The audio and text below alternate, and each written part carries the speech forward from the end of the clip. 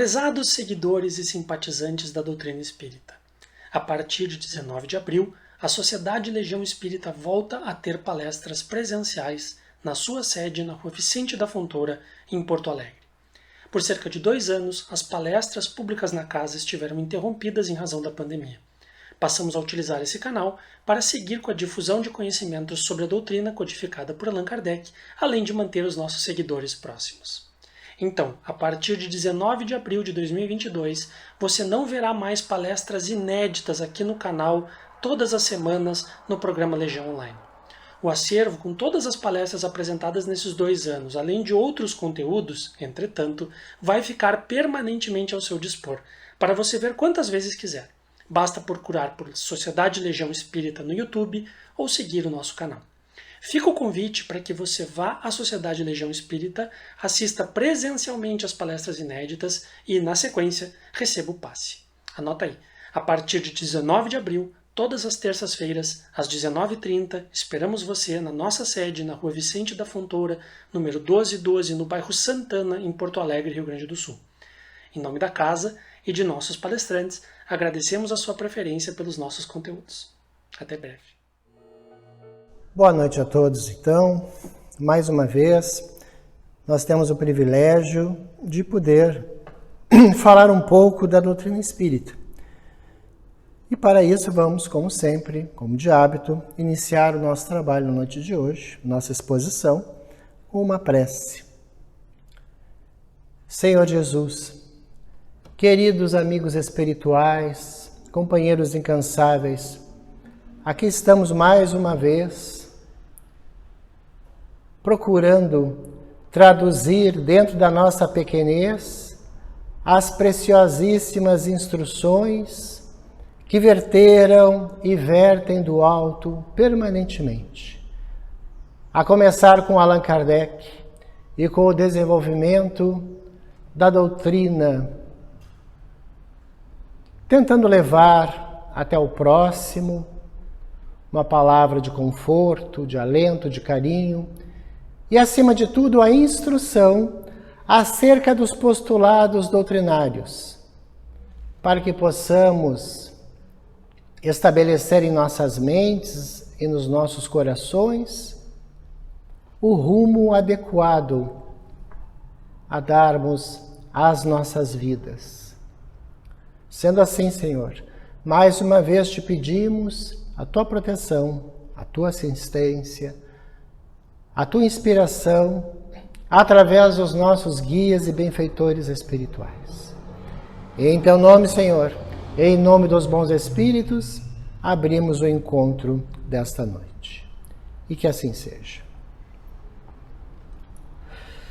O tema desta noite é um assunto bastante conhecido, bastante comentado, praticamente faz parte dos trabalhos de todas as instituições espíritas. Eu falo da doutrinação.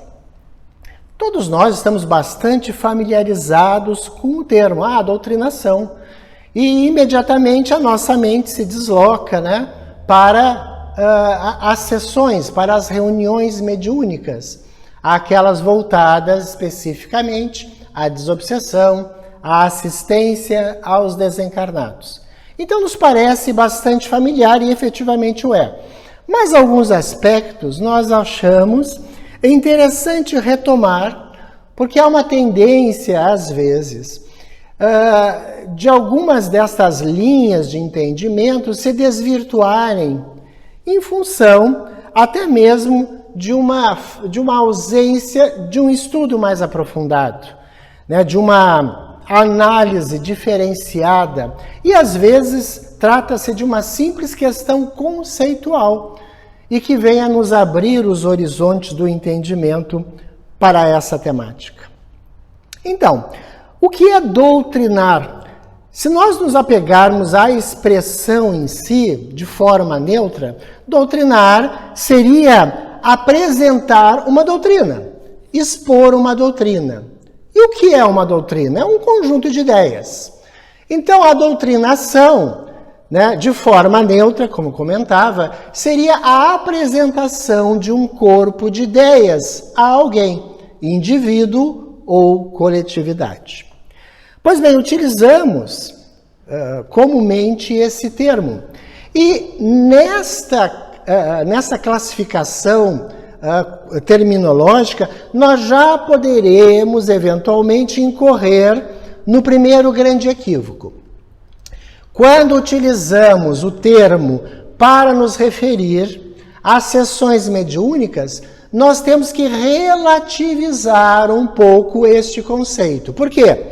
Apresentar uma doutrina é algo bastante denso. É muito difícil se compactar as ideias representativas de um pensamento em poucas palavras, em poucas expressões.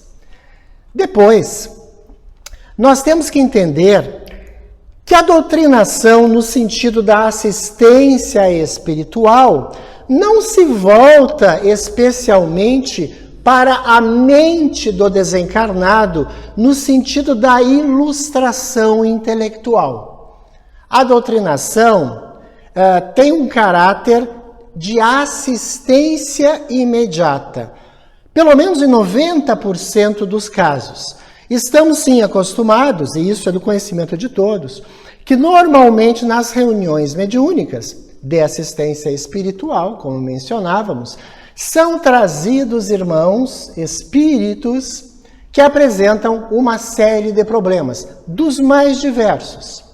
Perturbações mais simples às mais complexas. Neste momento nós perguntamos, seria a ocasião correta de nós estabelecermos um procedimento através da palavra, através do diálogo, para expor princípios doutrinários? Deveremos nós, em nome da caridade, da assistência, da enfermagem imediata, impor princípios doutrinários? Porque acabamos fazendo se transformarmos aqueles minutos em uma exposição. Então nós já vemos que há uma espécie de desfoque entre a terminologia e a verdadeira ou o verdadeiro espírito da aplicação da palavra através do doutrinador, do dirigente encarnado, do facilitador, do terapeuta encarnado. São expressões que são utilizadas de forma homogêneas, significando a mesma coisa. Esse tempo que ele tem seria o adequado para isso? Essa exposição de motivos, quase me permitam a colocação, seria a adequada? Nós estaríamos cumprindo o papel que o Espiritismo, dentro da área da mediunidade assistencial, efetivamente coloca, agindo como doutrinadores, explanadores da doutrina? Nos parece que não, Nos parece que não. Então, a doutrinação, ela muda o seu caráter, devendo ser entendida como um processo de conversação que visa a apaziguar, a minorar os sofrimentos apresentados naquele momento. E a própria lógica nos leva a concluir que esta é a verdadeira expressão que deve ser seguida. Quando, em que momento nós conseguimos condensar, e eu falo condensar em 10 minutos, que é o tempo médio, vamos dizer assim, do processo de doutrinação. Quando se consegue doutrinar em 10 minutos toda uma doutrina, os seus princípios fundamentais, ainda que sejam? Naturalmente se torna impossível. Então, sob esta ótica, a doutrinação se transforma na conversação edificante, o que afasta aquele entendimento que infelizmente muitas vezes é encontrado em reuniões mediúnicas, de que doutrinação é impor algumas ideias, impor uma forma de pensar, impor uma forma de agir. Ora, mais uma vez, a incoerência muitas vezes está presente neste processo equivocado. Se eu tenho um enfermo, e quando eu falo em enfermo espiritual, necessariamente eu não me refiro a um espírito pacífico, que venha a reclamar de alguma doença, de algumas dores, de uma incompreensão ou coisa assim. Enfermo espiritual é todo e qualquer manifestante, ainda que seja a entidade que se apresente até mesmo de forma violenta, até mesmo de forma ofensiva, né, salvaguardando-se naturalmente os controles que devem ser exercidos pelo médium no processo de comunicação. Mas todos são enfermos espirituais, do perseguidor à entidade que desconhece completamente a situação em que se encontra. A terapêutica é ou deve ser a mesma, a da conversação. Imaginem impor um princípio, ou impor princípios em nome do espiritismo, ou em nome do cristianismo. Vamos falar dentro de uma abertura maior. Não nos parece que já vimos isso na história no passado? Não nos parece que as cruzadas, a Inquisição e outros processos humanos, infelizmente degradantes, não fizeram mais ou menos isso?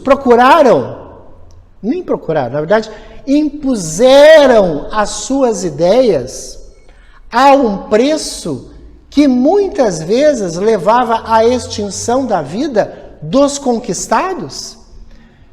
Na verdade, essa imposição não se transformou em banhos de sangue que geraram karmas que até hoje estão sendo carpidos por aqueles encarnados que à época formavam os exércitos, os líderes cruzados, os religiosos da Inquisição.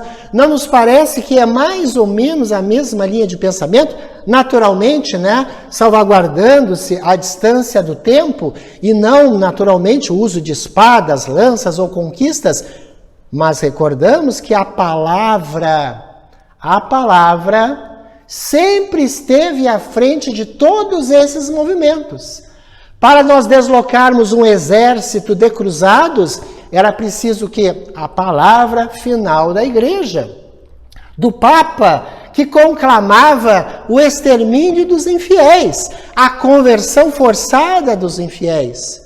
Para o estabelecimento do processo inquisitorial citado, não era indispensável também a autorização clerical, de forma que a palavra pudesse estimular as pessoas a denunciar eventuais vizinhos, amigos, conhecidos ou desconhecidos, como sendo infiéis? Então nós falamos agora da palavra. Então é muito importante na doutrinação pensarmos que nenhuma forma de imposição deve ser feita, até porque nós, espíritas, não somos o dono da verdade. O espiritismo, embora sendo uma religião, uma filosofia, uma ciência notável, não é a dona absoluta da verdade.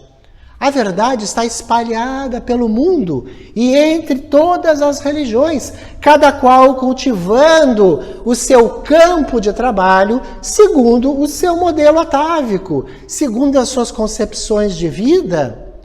Então, temos que ter muito cuidado, porque há diálogos a nível de doutrinação que se manifestam de forma impositiva, quase processos de exorcismos.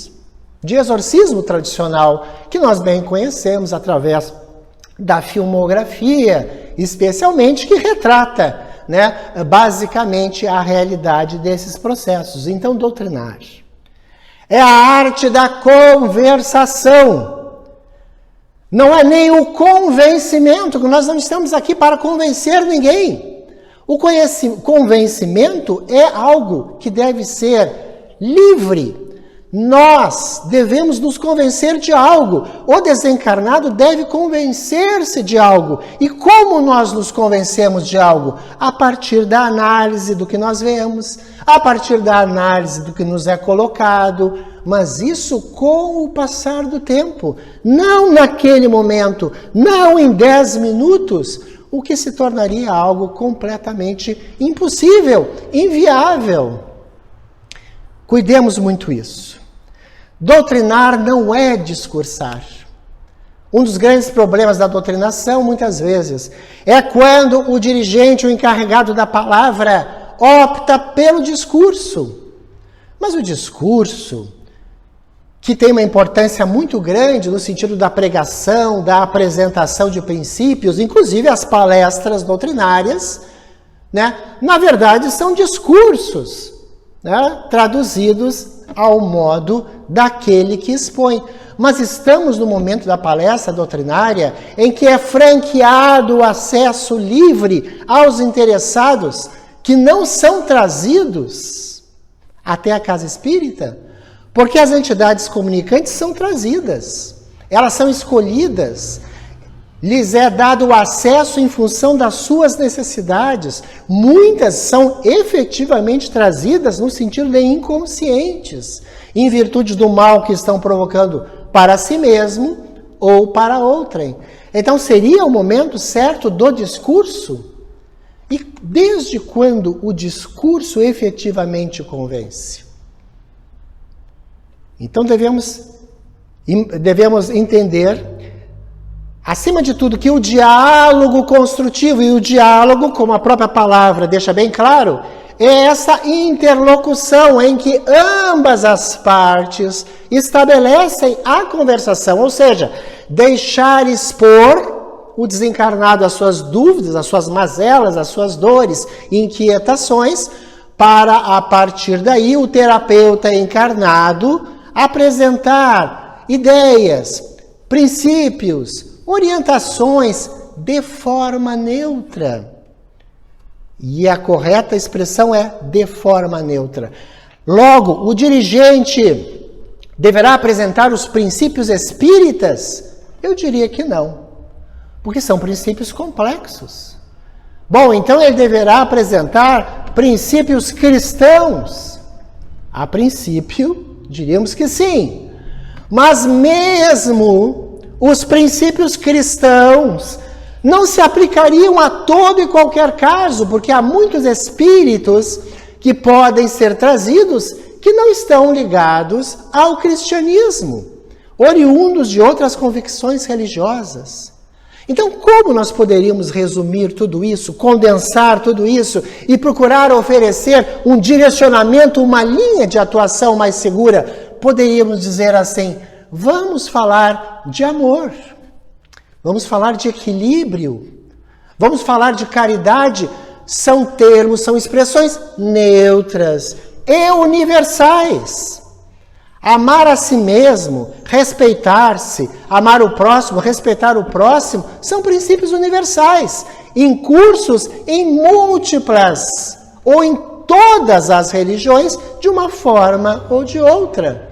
Então, falar com neutralidade, para deixar completamente livre o enfermo espiritual, o necessitado, para estabelecer a sua linha pessoal de concordância ou não, ou de discordância depois, posteriormente, àquele momento, àquele encontro. Na arte da doutrinação, e nós podemos efetivamente chamar assim, a doutrinação é uma arte. Não basta apenas ter conhecimento da doutrina, não basta ter conhecimento dessas ideias que estamos procurando passar, mas é preciso passá-las com amor, com interesse, com sobriedade, né? De forma que a entidade sinta muito mais do que escute, perceba muito mais do que analise. Quando conversamos com alguém, percebemos, sentimos qual a intenção do diálogo. Por que aquela pessoa está nos falando aquilo? É possível perceber se ela está querendo nos ajudar ou nos doutrinar, no sentido de levar para o lado dela o que nós não estamos querendo fazer e nem devemos fazer. Há alguns princípios que nós devemos observar. Um dos princípios: os espíritos necessariamente não sabem que morreram. Mas que óbvio. Ou não é tão óbvio assim? Pois é. Mas esse é um princípio que a arte da doutrinação deve observar. Os espíritos, por serem espíritos, necessariamente não sabem que morreram. Então, abordar temas relacionados à sua desencarnação, à sua morte, ao seu estado, não é a forma mais adequada, a não ser que eles se apresentem conscientes dessa realidade, o que deverá ser usado pelo dirigente para conduzir o seu diálogo, o seu atendimento. Mas lembrar, morrer, vamos dizer assim, não significa desencarnar no sentido amplo, né? Referindo-nos a abandonar todas aquelas estruturas que nós estamos acostumados a viver aqui na Terra, na condição material. Desencarnar não significa adentrar no mundo dos espíritos de forma consciente. Então, no diálogo, temos que ter cuidado. Por que dialogaremos com alguém e o espírito, o desencarnado, o manifestante, nada mais é do que o homem desvestido da matéria, partindo do princípio que ele já sabe tudo? Onde está, como está, por que está.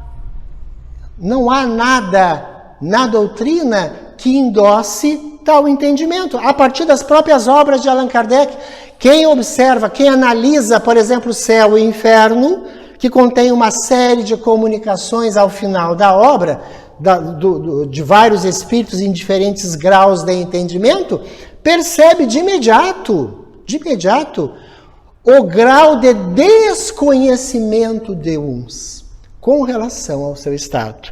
Então, os espíritos necessariamente não sabem que morreram. Então, dialoguemos como quem conversa com uma pessoa no mesmo estado, a não ser que naturalmente haja o entendimento expresso, né, da entidade comunicante sobre o contrário. Se sabem que desencarnaram, segundo o princípio, podem pouco conhecer da vida espiritual. Porque transitar do horizonte físico para o horizonte espiritual, como nós falamos agora, não significa estabelecer um processo de apreensão do seu entorno. Tanto é verdade que muitos desencarnam e não conseguem se ajustar na chamada esfera espiritual afastada das injunções materiais. Ou seja, ficam no estado de erraticidade, que é o estado de desencarnação, mas a erraticidade próxima à superfície material terrestre, ou seja, ao cotidiano, às coisas materiais. E o terceiro princípio, quanto mais sofredores, mais materializados são.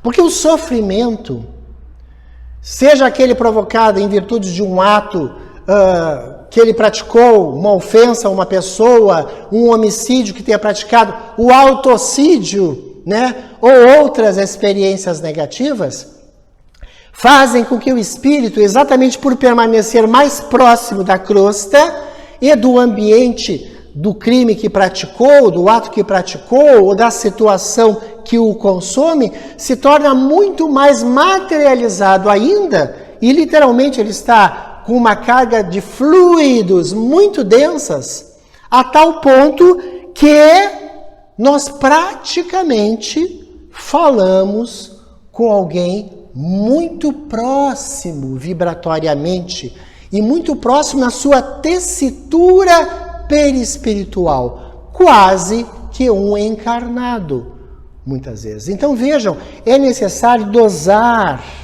o diálogo, é necessário adaptar a orientação para o estado em que se encontre o desencarnado que nos foi trazido. Então doutrinar, aparentemente, parece um processo fácil. Muitas pessoas desavisadas dizem, já sei, doutrinar, quando o espírito baixa, vamos usar uma expressão equivocada, mas popular, quando o espírito baixa no médium, Ele fala um pouquinho e aí nós aplicamos o Evangelho, nós o instigamos a mudar, nós o convidamos a seguir a luz e tal e qual. E o processo não se concretiza. Eu insisto sempre em citar as duas grandes obras, talvez as únicas, que contenham dados referentes ao aproveitamento dos espíritos. É um hábito particular. Instruções psicofônicas e vozes do grande além, da psicofonia, mediunidade falante, de Chico Xavier. E a análise final, e eu repito, pedindo perdão mais uma vez aos ouvintes, a análise final é que a grande maioria dos desencarnados manifestantes nas reuniões saem como entraram praticamente. E muitos perguntam, bom, mas então de que valeu? E esta é a conclusão que procuramos apresentar na noite de hoje. O processo da doutrinação é a fase final de um grande processo. Como assim? Recebemos mensagem há poucos dias de um dos nossos benfeitores espirituais tratando exatamente desse tema, onde afirmava o amigo que quando estabelecemos o diálogo, na hora de estabelecermos o diálogo pessoal com o comunicante, devemos lembrar que já houve uma série de fases que precederam aquele momento.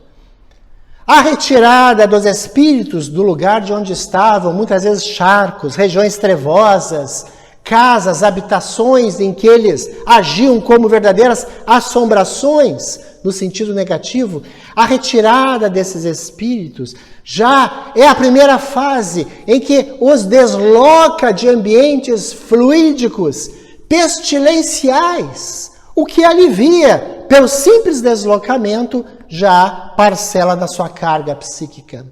Falava o amigo ainda, quando são trazidos à instituição espírita com horas de antecedência ao trabalho, às vezes mesmo dias, eles entram numa ambiência completamente modificada. A carga fluídica de uma sociedade como a nossa, por exemplo, é completamente alterada. Os espíritos respiram, entre aspas, por assim dizer, o oxigênio puro, energias puras, uma atmosfera preparada especialmente para a assistência espiritual. No dia da reunião prática, quando trazidos aí para a sala mediúnica, a sala dos trabalhos, mais uma expressão superior de energias eles recebem. A dos benfeitores espirituais, da enfermagem espiritual que os prepara, do ambiente cirúrgico, podemos dizer assim, daquela salinha pequena que nos abriga para aquele trabalho. E quando ele incorpora ou estabelece o contato psíquico com o médium para o exercício da psicofonia, ele recebe o choque anímico, que é o encontro das suas energias campo perispiritual com as energias campo perispiritual do médium e descarrega através do médium, que age como um para-raio, as cargas mais tensas, liberando-se, ainda que momentaneamente, de parcela da sua energia, o que possibilita, inclusive, a facilidade para a expressão através do aparelho fonador do instrumento. O que faz com que ele se sinta momentaneamente vivo, encarnado, porque ele assume na junção perispiritual, né, como se fossem órgãos emprestados, e se sente vivo. Vivo para falar, vivo para lamentar-se, vivo para chorar e muitas vezes vivo para remorrer. Quando o choque anímico leva, no transcurso da comunicação, ao final, ao adormecimento, ele está morrendo mais uma vez, mas no sentido da tranquilidade, no sentido do equilíbrio, para ser levado aí às instituições especializadas que continuarão o atendimento. Então, o diálogo da doutrinação é a fase final desse processo fantástico, a fase final para nós, na instituição espírita, na casa espírita, naquele grupo, e depois seguirá ele para outros atendimentos nas esferas espirituais competentes, podendo naturalmente voltar, se assim os benfeitores espirituais acharem por bem, sendo trazidos eventualmente, posteriormente, para novos processos de psicofonia, para nova fase de doutrinação, a fim de que isso tudo seja fixado na sua mente e na sua estrutura. Então, para aqueles que acham que a doutrinação é um processo simples, fácil, basta falar alguma coisa e tudo se resolve, e tudo se encaixa, e tudo acaba bem, reflitamos. É preciso dedicação, é preciso entendimento, é preciso conhecimento e, sobretudo, amor. Porque as palavras, quando manejadas com esse sentimento de fraternidade, efetivamente são aquelas que conseguem vencer a armadura de resistência dessas entidades adoentadas e atingir os seus corações e cérebros. Este é o objetivo da doutrina espírita dentro desse processo magnífico que sintetizamos agora, de uma forma bastante compacta, apresentando os seus principais aspectos.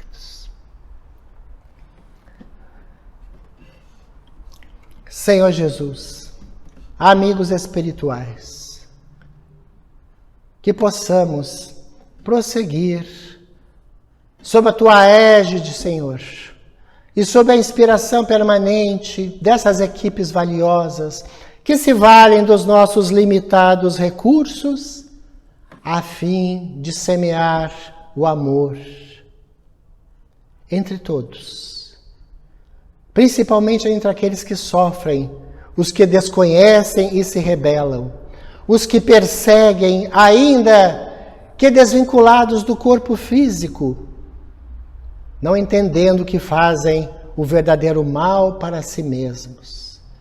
Que possamos ser os instrumentos de auxílio a todos eles, através das nossas energias, dos nossos pensamentos, da nossa palavra. Auxilia-nos para que todos nos incorporemos nesse trabalho fantástico, expressão verdadeira da caridade, a fim de podermos compartilhar parcela do muito que já conseguimos aprender, devolvendo um pouco para ti, mestre amigo, das benesses que temos recebido. Muito obrigado mais uma vez por essa oportunidade. Aos nossos guias, aos benfeitores dessa casa, a esses companheiros incansáveis, o nosso muito obrigado. E em teu nome, Senhor, em nome dos bons espíritos, encerramos o encontro da noite de hoje. Que assim seja.